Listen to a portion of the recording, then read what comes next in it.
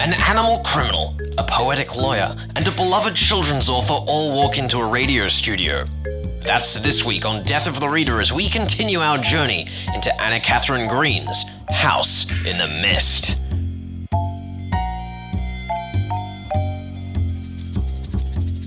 You're listening to Death of the Reader on 2SER. We are Flex and Herds, and it's time, Herds, for something very, very silly. You know, I thought this was going to be hard. I thought this was going to be a challenge to overcome, a puzzle to brag about solving. But in the end, it was just a big farce. And it was fantastic. It was amazing. So what we are covering today, we're covering two stories as part of one book, The House in the Mist, which contains The House in the Mist, Ruby in the Cauldron, and The Hermit of Blank Street. Which we're not doing yet. Today we're covering The Ruby in the Cauldron and Chapter 2 of The House in the Mist. So technically we're doing 1 1/4 of a story. I suppose so. But we're here to talk about The Ruby in the Cauldron first. We are. I insist that we spend at least 10 minutes talking about this. I will gladly. It's so much fun. It's one of those mystery stories because I feel like one of the big discussions that we're going to have on this show is between, stories that are these big drama fests and they're all about the character and the progression and these plots and da-da-da-da. And then there's going to be the other side, which is all about the puzzle and the game and solving things. This story doesn't really do either of them particularly well. It's just a fun time. Yeah. It's just exciting to watch the detective run around interrogating people and watch his one and only skill be completely wasted. Yeah, I mean, I very explicitly wanted to do this story because it kind of gives you a window into my early murder mystery experience. Yeah. Right? When we were first getting into murder mystery stories, I sat down and I found a bunch of short stories to try brush up on, how closed circles works and how locked rooms work and how all of these logic puzzles work. And a lot of them were these really goofy, light-hearted, offbeat things like this. A lot of them weren't even necessarily murders, but they still kind of showed you the same verbal tricks that let them get away with these stupid games. Yeah. For sure. Which is interesting in that we're supposed to be a murder mystery world tour, but we do enjoy crime that does not involve murder. Looking at these stories and how they've influenced other stories around them, the way that the authors of actual big crime murder mysteries use these as palate cleansers. That's what a lot of these short stories are. That's why a lot of them are so iconic, because what had happened is a lot of these authors would get on this roll of writing big, long stretches of complicated stories and then just go I've run out of puzzles. We spoke with Simon Brett a few weeks ago and he was saying that, a lot of the puzzles have all been done. And this was a way a lot of the authors back in the day reset themselves before they went back into the grind of making these complex stories. And Anna Katharine Green is just one example of that. It's a very simple, straightforward story, and it's almost like a fairy tale or a very simple play. There is no real villain. There is no antagonist. It's just, we got to find this Ruby, and that's it. That's the entire story. I really like the way that we're introduced to our detective. Jennings is introduced to us as being, clever and discreet, unlike his compatriots who are clever or discreet, but not both. It's like a logic puzzle, essentially, for us to puzzle through in the opening. I mean, I think that sets the tone really well because it's a very goofy line when he's like, I can't pick Hicks, I can't pick Henderson. It immediately lets you know what you're getting in for. It's fantastic. I'm gaining an appreciation for Katharine Green's writing, I think, by reading through this little story about the Ruby in the Cauldron, which is a very misleading title because one of those objects is not actually seen until the very end, and the other is only in it for about 3 sentences of dialogue and narration. Well, I mean, at least the story revolves around the Ruby. The Cauldron is just an item that is brought in and then exit stage left. I'm just saying it'd be like calling it the One Blues Brother and the Penguin. Right. And then that's just the movie. I'm just saying, I feel like that would make as much sense. Yeah, I almost get the feeling that there was a story coming out at around the same time called The Ruby, and Anna Katharine Green was just like, damn it, I was going to use that one. Throw it out, rewrite the script, but no, throw a cauldron in, we're all set. Of course, you did mention earlier, Herds, our detective Jennings. I'm sticking with it. The Big I'm J. sticking with it as well. Big J man. That's his name now. I'm pretty sure he's only ever referred to as Jennings, but I'm really second guessing myself. It doesn't matter at this point. We've committed to this man being known as Jennings, J man, the Big J, The Big J. J Sizzle. But the Big J, his one ability, which is given to you right out the gate, is that he's always judging people's countenance, how Yes. they carry themselves. He's a looking at judgy. people. He's a judgy Jennings. He's a judgy Jennings. There you go. Terrible. And yeah, the one thing that he's good at is reading faces, specifically human faces, because that's, all he can do, because he's an amateur detective, clearly. But it turns out that he needed to be reading the horse's face the entire time. Yeah, it absolutely invalidates his seemingly Yes. only skill. I mean, it invalidates the entire investigation. That's the thing. We have a character we've never heard of, Mr. Spencer, come in at the last second after the big, detective, Rube Goldberg machine. And he puts it all together. And that's your big climax, right? The Ruby was in the cauldron the entire time. But it's completely subverted, and then it's just a horse. Yep. And that's the fun part. That complete subversion of expectations. And I mean, that's what all comedy is built on. And Anna Catherine Green clearly knows what she's doing in that regard, which I like a lot. Yeah, I mean, it's also kind of nice that we have a murder mystery or a mystery, I should say. A story? A story, I guess. story. We have a story where everything just turns out okay. No one goes to the gallows. No one kills himself. You don't think that horse is getting No. put down? No, it's they laugh too hard at that horse. They could never do anything awful to it. It doesn't know any better. I am just saying I'm campaigning rights for that poor horse. It didn't know. It didn't know the value of a ruby. How does a horse know? Now, the question I have for you, Yes. Herds, is do you think it would have been possible Uh-huh. to predict that it was the horse? No, get out. I don't believe you. If you say you did, I don't care. I I'm did throwing it not. out. I Yeah, did not. sure. Now you say you didn't. Yeah. I did not. I'm However, sorry. I will contend to you, I think it's Uh-huh. possible No, how? What clues are there? because That there was a Herds, horse nearby? No, because they spend the entire introduction of the story complaining about traffic. No, that's not good reasoning. It's like the opposite of good reasoning. It's not good reasoning, but it is foreshadowing. I guess it is. Technically, foreshadowing is the best kind of foreshadowing after all. We're also told when Harrison's first giving his account of the tale that there is nobody nearby, and unless it was one of the ladies that pickpocketed it, provided the account of the incident was correct, it meant that the only creatures living that were nearby enough to have done anything Sure. was the horse Mm. and John Dean. My theory that I had running with me that I thought was going to be like the solution Oh. was that Harrison was going to be the one behind it, but that he'd Yeah. ask one of the ladies, or maybe it wasn't even that he asked them, but he implied if only someone could find that ruby, I'd love them forever, And then Miss Glover, who's in love with him, which I turns see. out to be true. So I got that at least, but You should be so proud of yourself. I should be. I am proud of myself, but I thought that there was going to be something there where Harrison was like, "What if you got that ruby?" And then he found out about it. He's trying to cover up because when Jennings, Big J, goes to read his face, he says, I am certain that he was not hesitant to turn out his pockets. He doesn't say there was no guilt on Harrison's face. He just says he was okay with turning out his pockets. I'm just saying. It's clues like this that keep me on the ball. Yeah, I mean, I don't even think you're necessarily wrong. Maybe Harrison did say that and the horse was just like, what? Okay.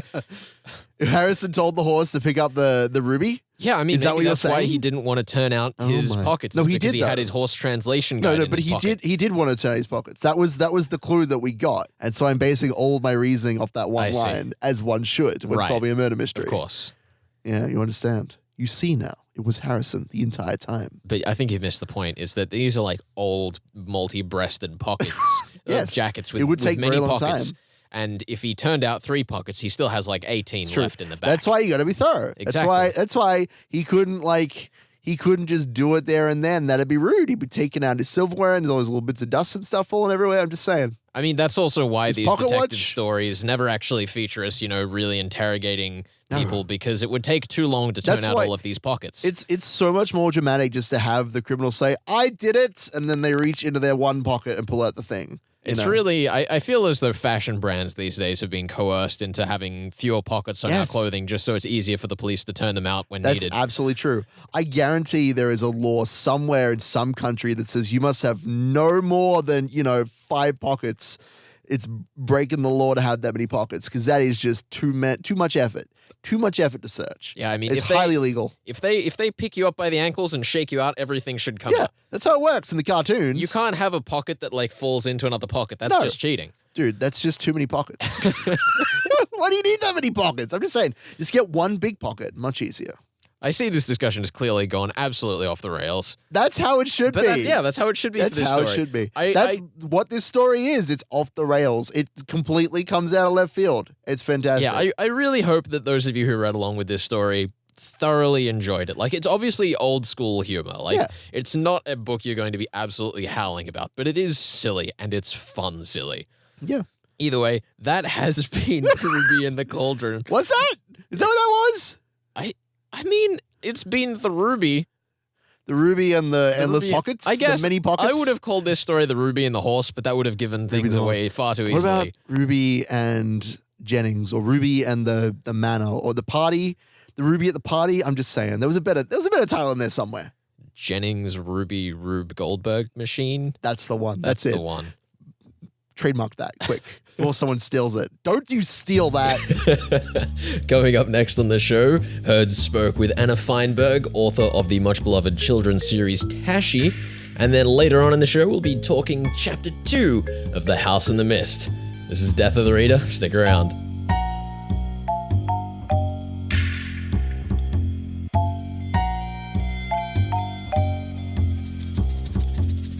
You're listening to Death of the Reader on 2SCR. This is Flex and Hertz having a chat with children's book author and recently made member of the Order of Australia. I don't know how a budget can support this. Anna Feinberg, welcome to the show. Thanks, Herds. Nice to be here. It's a pleasure to have you on. Before we continue, I should mention that I am a longtime fan of the Tashi series. My old babysitter used to come around with a book each week and read them to me when I was a young lad. The first one that I read was Tashi and the Demons, and moving from book to book, seeing how Tashi defeat each of his nemesis with brain over brawn was always very exciting. Oh, that's lovely to know. Yeah. Yes, I think the Demons is one of the scarier ones, and I have had children say to me that that's their favourite, but they're only allowed to read it in the daytime. It gave me nightmares as a child, so yeah. Oh dear. It's okay though. I'm well equipped now to deal with any demons if they should come upon me.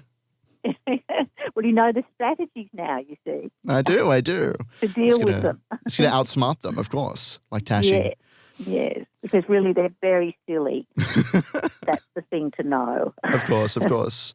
Currently, we're covering House in the Mist by Anna Catherine Green. In this story, there are some fairy tale-like elements in the story. Not exactly demons, but I was curious, how have you been inspired by fairy tales in your own writing? Look, I think a lot of the Tashi stories and really many stories for children particularly, come from the old fairy tales and the myths and the legends, and there are these larger than life archetypal figures that heroes have to battle with, and so they're there, and they're there in our own lives too. So I think particularly with children, people are often nervous about figures that might terrify them or that might have a deleterious effect that way, but they exist, and so the best way I think is not denying that these things exist, but actually, helping supply children with hope and possibilities and courage and strategies, to deal with some of the more negative things in life. And every story has a problem. I mean, you cannot have a story without a problem, can you? So why not make it as dramatic as possible? Are there any particular fairy tales or stories from other cultures? I know that the Baba Yaga, one of the creatures that Tashi has to deal with is from Slavic folklore. Are there any particular stories that excite you? Is it the Baba Yaga, or is there another that you might draw upon? Yes. Oh, well, and then, stories like the Pied Piper. That was most definitely an inspiration for the Magic Flute, where there's a locust plague about to descend on Tashi's lands, or the lands of the village, and they're all aghast. And what will we do? And it'll all be gone, and then a stranger appears who has this magic flute, and he can make them disappear with a single note. He's promised to. They have to promise that they will give him a bag of gold for his work, and of course that's the wicked Baron. And does he finally pay? As he promised? No. That whole kind of moral dilemma is explored. I mean, of course, it's exaggerated punishment, and not even for the people who made the decision, but it is explored about whether there was, you could see the Pied Piper's point of view to some degree, and so we can extract a lot of those moral dilemmas from those old fairy tales and myths. I mean, as you say, there are some quite wicked characters like the Baron or the demons. You're known for writing tales for children, but you also incorporate these terrifying creatures into them. How do you normally go about inserting these horror elements into children's tales? I feel like that'd be somewhat difficult to balance. Well, there's also quite a bit of horror in real life, isn't there? I mean, there's also the warlord who steals children and, uses them as slaves. And, look, Tashi, he's somebody in his village that is absolutely beset with these sorts of horrors. But I think if you give children enough confidence to know that he is going to be able to deal with it, even though, there's risk and danger and so on. But if you equip your hero with enough nous and courage and wits, then they will feel all the way through, it's as if you're holding their hand through these dangers. And there's something very thrilling about feeling comfortable and quietly confident and yet scared. I have to ask, Anna, did you ever think you'd be in this studio telling us about your induction into this order by the Queen of Britain, or was that something that was on your agenda? Yes, but such a good Republican as me. Of course. But no, I didn't. I think it's wonderful. But I must say it's very grown up. It just seems it's still a bit hard to believe, It's okay. But it's a lovely thing because I feel it's a very shared award. Yes, with, of course. Not only the Barbara and Kim, but with children's literature, in general. It's a lovely thing for children's literature to be recognised with that sort of stature, It's lovely. I was just going to say, I saw that Hugh Jackman was on the list as well. So having, your lovely little children's books put on the same pedestal as Hugh Jackman, world-renowned heartthrob. Interesting? Yes, I saw that too. And and I thought, they haven't told me about the ceremony yet, but I wonder if he'll be there. Because I'll be there. You could meet him. Did you get to meet him? Yeah. Yeah. So I suppose, what advice would you give to aspiring authors in the field on telling compelling stories? Oh, well, we've got about an hour. No, I'll edit myself as well. Of course. I would say read and read and read. I think reading and reading widely, it helps you discover what you like, really, which helps you really, I suppose, know yourself as a person too. And certainly helps you know what you want to write about. Generally, what you want to read about is what you want to write about, And so it also, while you're reading, it's so effortless, but you're learning so much, not only about language and, you're letting yourself fall under that spell of the images being created. Your mind is being fed all the time by possibilities, things you would never have dreamt of, lives you can be living while you're reading. And it's amazing how you unconsciously absorb structure of story and how to create suspense. And, it's a lovely, unconscious, effortless thing to do. But learning that you don't really have to be alone in your own mind. That other people feel and think things just like you, and even though they might have very different lives, you're all linked. We're inherently very much the same in our inner worlds, and it gives you confidence then to write about those things, I think. So reading a lot and then making notes about what you observe. It's like sort of turning on a little switch in yourself and noticing, being alert to what you are interested in, helping your curiosity build. And when you do hear an interesting conversation, or you have a fascinating dream, or something happens that makes you feel a lot, just make a note of it. Get a notebook and write it down. Doesn't have to be a story then, but later on it might become a story. And it helps you to make that transition. It's not easy of what you feel and think and actually putting it on the paper. And the more you practice that and the more you do it, the easier it becomes. So you're sort of honouring your experience and your imagination by doing that too, and it just feeds itself that way. But children often ask me, are you going to keep writing, when they hear how old I am? Oh. And I say, yes. I say it most defiantly. Keep writing even when you're lying in the bed. 100. Yeah, I can imagine it.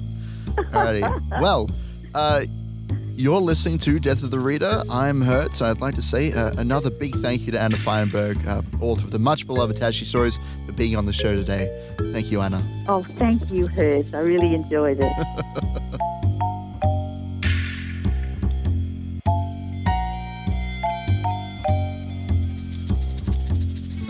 You're listening to Death of the Reader here on 2SER. We are Flex and Herds, and we've just given you the Rupee Cauldron. But now it's time to return to the titular story of this compendium, The House in the Mist. The House in the Mist. What a poetic title for a poetic story. We're about dealing justice. with chapter 2 right now, which, according to the version I have, is 9 pages long. I think I had 10 pages, but either way, it's very short. Very short. Very little happens. Many characters do not do anything during this time, despite the fact that we have 11 of them. We follow our character, the same hero as last time. Hugh Austin. Hugh Austin, and through his adventures, he listens against the wainscoting, which is a little part of the wall that looks different to the rest of it. Yes. That's what the I do wainscoting want to is. say to you, Herds, Yeah? if I was being strict about trying to get you, like, the most story before we, got into the solutions part, I would have ended halfway through chapter 3. What? Why didn't you? Are you trying to make things difficult for me? No, I'm trying to make things easy for the audience so that they don't have No. to remember half of a page when our pages on the versions we're reading across the same table are different. You're not wrong. Yeah, I really enjoyed this chapter, for as short as it was. I like that you've picked a novel that I can engage with, and like coming again to that discussion of, puzzle versus substance, I would say. We're leaning more towards the substance side of things, which I appreciate. You could very easily look at a murder mystery as, that's like each character is a knife, and is the knife able to kill? Yes, they're the murderer, done. But I like that this chapter, as short as it is, focuses just on the main character and how he's feeling, and like how he wants to pursue this Eunice woman and her like own morality, how strong she feels about being like a good person, which is crazy in this den of villains. I will apologize slightly to Eunice for saying that she might be a horrible murderer. I might be wrong, which is disappointing for me. I did say it would either be a gun or a baby, so I'll take like 0.1 of a point. Unfortunately, I didn't really expand upon that other part, but hey, that's fine. There's always next time. Imagine the perspective of this baby. Let's just think about this for a second. You're swaddled up in cloth, so you can't see anything, and then suddenly you're thrown into the light. There's all these people you've never seen before. There's sounds, and people are shouting, and everyone's awful. And your mother just says, "I have sinned." Like, what is happening there? I hope that baby doesn't remember any of this because it's going to be scarred for life. I mean, do you even think we're going to get closure on this? I mean, judging by the way that we're progressing, we're already halfway through the novel and we have more questions than answers. I mean, the thing that I am more interested in is the fact that because she has extricated herself by, saying, I am not a terrible human being, both of our characters are outside of the room with all the awful people in it. So if anything goes horribly wrong, they're not going to be a part of that. Whether they, link up afterwards or whatever's going to happen there. I think that this gives us the perfect precedent for something awful to happen to all those villainous characters inside the room. Because any one of them getting away with all the money is just not okay. At this point, I am really hoping that the next chapter we open on them just, outside and they're just like, oh, hey, how's it going? And then the doors all open and everyone inside is dead with no explanation. I hope the house gets set on fire. That's what I Really? want. I want them to be like, yo, what's happening? We should hang out here. Maybe we should go find a horse. And there's like the sound of a match being struck and then everything goes on fire. That'd be great. It would be great. Yeah. I want to talk about Smeed. Why? Why Smeed? Smeed is this character who, Mr. Schmeed. he was definitely like the least characterized character of chapter 1. I guess so. He's at least like cartoonish, I suppose. But now that we've gotten to chapter 2, he's been given, the musical way that he reads, and also the way he drifts between the first person of the will and the third person of him reading it to the others.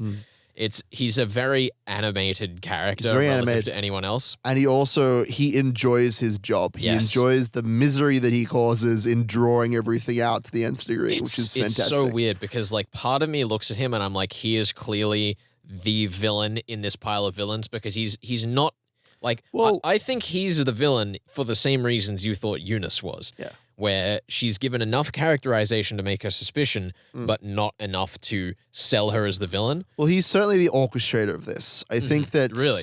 You Yeah. think so? You don't think that Anthony Westenhall has anything to do with this? If this is because he shows up at the end, is like, I have been puppeteering this with the shadows the entire time, I'm done. I'm out. Get out.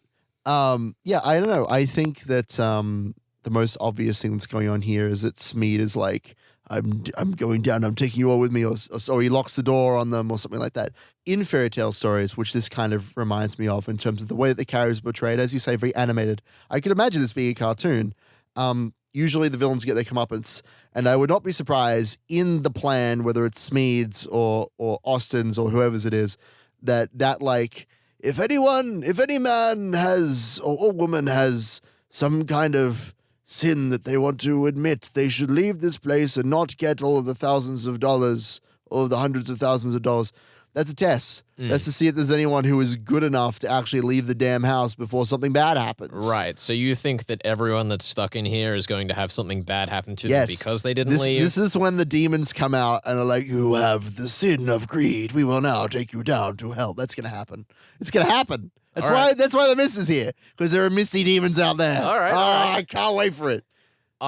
This sounds absolutely fabulous. This story Yes. sounds amazing. I'm so glad that you're reading this story ahead of me, Herd, so that we can. Dude, I'm just saying, if that's what happens, I'm sold. It'll be the best story. And if it's not, I'm writing that story. I'm writing the story about a house in the mist where all the evil people go, and they're like, "Are you a good person?" They're like, "Yes, absolutely," and then they get killed by demons. That's what happens. But yeah, I don't know. I guess we'll see what happens. Is it real or is it magic? It's probably not magic. Not in this context. Yeah. No. I definitely want to talk about the differences between our expectations and how the story actually turns out next week. So that's Sure. what you can look forward to. Sounds good. I've had lots of fun reading these stories. Ruby and the Cauldron is definitely still my favorite out of the two so far. Maybe the next couple of chapters will salvage my opinion of the House in the Mist. Oh my goodness. Well, you've read the whole thing. I so have, You I should, have. You should know by now whether you like it or not. I'm speaking with the pretense of how I felt when I was at these points, just because I don't want to lead you too much. I mean, you'll always lead me around. I don't know what's happening more, but That's true. It's true. But- Either way, next week we will be back with The Hermit of Blank Street and chapters 3 and 4 of The House in the Mist. I'm looking forward to it. I'm looking forward to whatever ends up happening. It's gonna be crazy. Thank you to Paul Meter for the music that's sending us out here. We will see you next time.